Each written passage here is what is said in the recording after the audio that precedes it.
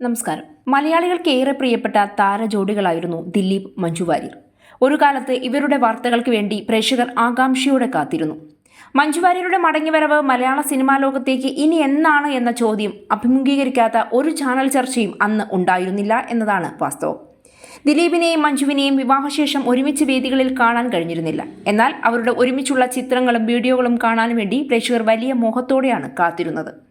അന്ന് ദിലീപും മഞ്ജു വാര്യരും ഒരുമിച്ച് പങ്കെടുത്ത ചില അപൂർവം വേദികളിൽ പോലും അസാമാന്യ തിരക്കാണ് അനുഭവപ്പെട്ടിരുന്നത്. ജനബാഹുല്യം കൊണ്ട് പലപ്പോഴും അത്തരം വേദികൾ നിയന്ത്രിക്കാൻ തന്നെ ബുദ്ധിമുട്ടി. അത്തരമൊരു തുറന്ന പറച്ചിലാണ് ഇപ്പോൾ ശ്രദ്ധ നേടുന്നത്. മലയാളികൾ സ്വന്തം വീട്ടിലുള്ള ഒരാളെപ്പോലെ സ്നേഹിച്ച നടനായിരുന്നു കലാഭവൻ മണി. മലയാളത്തിലും തമിഴിലുമൊക്കെ തിളങ്ങി നിൽക്കുമ്പോഴും താരജാടകളൊന്നുമില്ലാതെ ഒരു സാധാരണ നാട്ടിൻപുറത്തുകാരനായി ജീവിച്ച മണി. അതുകൊണ്ട് തന്നെ മണിയുടെ മരണം മലയാളികൾക്ക് വ്യക്തിപരമായ നഷ്ടമായിരുന്നു. കലാഭവൻ മണിയുടെ വിവാഹം 27 വർഷങ്ങൾക്ക് മുൻപ് വലിയ ആഘോഷമായിട്ടാണ് ചാലക്കുടിയിൽ വെച്ച് നടന്നത്. ആ ദിവസത്തെ ഓർമ്മകൾ സഫാരി ടിവിക്ക് നൽകിയ അഭിമുഖത്തിൽ മണിയുടെ സഹോദരനും നർത്തകനുമായ ഡോക്ടർ RLV രാമകൃഷ്ണൻ പങ്കുവയ്ക്കുകയായിരുന്നു. അന്നത്തെ ദിവസം ചില കാര്യങ്ങൾ കയ്യിൽ നിന്ന് പോയെന്ന് രാമകൃഷ്ണൻ പറയുന്നു. RLV രാമകൃഷ്ണന്റെ വാക്കുകൾ ഇങ്ങനെയാണ്: കല്യാണം നടന്നത് ചാലക്കുടിയിലെ കോസ്മോസ് ഓഡിറ്റോറിയത്തിൽ വെച്ചായിരുന്നു. ഞാൻ തന്നെയാണ് പലയിടങ്ങളിലും പോയി കല്യാണമൊക്കെ ക്ഷണിച്ചത്. ഒരുപാട് പേർ കല്യാണത്തിന് വന്നു. കല്യാണം നടത്തിയാൽ മാത്രം പോരല്ലോ, സദ്യയും ഉണ്ടല്ലോ.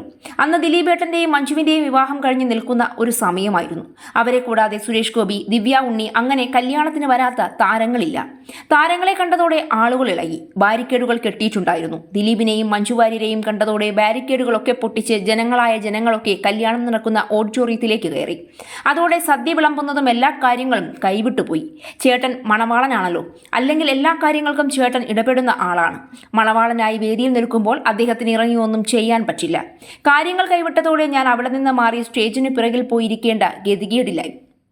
കാരണം വിളിച്ചതും വിളിക്കാത്തതുമായ ആളുകളുണ്ടായിരുന്നു. അതിന് കുറ്റം പറയാനും പറ്റില്ല. കാരണം എല്ലാവരും അദ്ദേഹത്തെ സ്നേഹിക്കുന്ന ആളുകളാണ്. പക്ഷേ ഭക്ഷണം കൊടുക്കുന്ന കാര്യത്തിലാണ് പ്രശ്നമായത്. അക്കാര്യത്തിൽ ചേട്ടൻ നിർബന്ധമുള്ള ആളാണ്. എന്ത് വിശേഷ ദിവസം ഉണ്ടായാലും ആളുകൾക്ക് ഭക്ഷണം വെച്ച് കൊടുക്കുന്ന ഒരാളാണ്. ഭക്ഷണക്കാര്യം അന്ന് ആകെ പാളിപ്പോയി. രാത്രി 7 മണി വരെയൊക്കെ ഭക്ഷണം നീണ്ടു. ചേട്ടൻ പറഞ്ഞത് ഭക്ഷണം കഴിഞ്ഞെങ്കിൽ ഉടനെ വേഗം തയ്യാറാക്കി കൊടുക്കണമെന്നാണ്. ഏത് സമയത്തായാലും ആളുകളെ തൃപ്തിപ്പെടുത്തണം എന്ന് കരുതുന്ന ആളായിരുന്നു അദ്ദേഹം. അത് കലയുടെ രൂപത്തിലായാലും സ്നേഹത്തിന്റെ കാര്യത്തിലായാലും ഭക്ഷണം കൊടുക്കുന്ന കാര്യത്തിലായാലും ഒക്കെ ചേട്ടന്റെ കയ്യൊപ്പ് പതിഞ്ഞിട്ടുള്ള ജീവിതമായിരുന്നു.